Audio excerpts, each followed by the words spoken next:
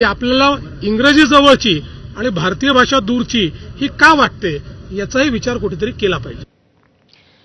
महाराष्ट्र सरकारच्या महिला आणि बालविकास विभागामार्फत महाराष्ट्रातील 10,000 गरजू महिलांना पिंक ई रिक्षेचं वाटप करण्यात आलं। सवलतीच्या दरात पिंक रिक्षा उपलब्ध करून देण्याच्या योजनेला नागपुरातून सुरुवात झाली। मुख्यमंत्री देवेंद्र फडणवीस आणि मंत्री आदिती तटकरे यांच्या उपस्थितीत कार्यक्रम पार पडला।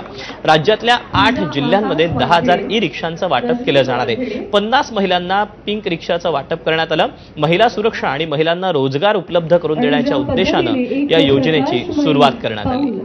ज्यांची नावं घेण्यात येत आहेत त्यांनी कृपया लवकर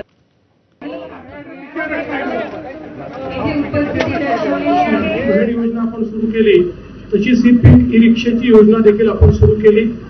त्यातनं आमच्या बहिणींना आपल्या पायावर उभं राहता आलं पाहिजे हा त्याच्या पाठीमागचा उद्देश आहे। विशेषतः ज्या कामकाजी महिला आहेत यांना प्रवास करताना सेफ वाटलं पाहिजे, सुरक्षित वाटलं पाहिजे, त्या दृष्टीने त्यांना एक अतिशय सेफ ऑप्शन म्हणून आमच्या भगिनीच ज्या रिक्षा ऑपरेट करतात याला गुलाबी रंग दिला असल्यामुळे ही याचा वेगळेपणा हा उठून दिसणार आहे। त्यामुळे महिलांद्वारा महिलांकरता संचलित अशा प्रकारची रिक्षा याचा अर्थ याच्यामध्ये पुरुषांनी बसू नये असं नाही आहे। या कार्यक्रमाच्या दरम्यान फडणवीसांनी पिंक रिक्षाने प्रवास केला, पण यावेळी एक वेगळीच गंमत घडली। उतार असल्यामुळे महिला चालकाला रिक्षा अनियंत्रित झाली आणि ती वेगाने पुढे गेली।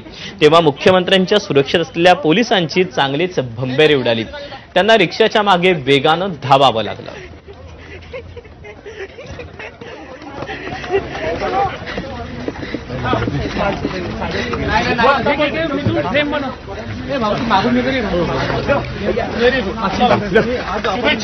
बघितलं तर मुख्यमंत्री ही रिक्षामध्ये बसून या ठिकाणावरून जाताना आपल्याला पाहायला मिळते आहे। महिलांसाठी योजना राजकारणातून वेळ काढून उद्योगमंत्री उदय सामंत थेट क्रिकेटच्या मैदानावर पोहोचले।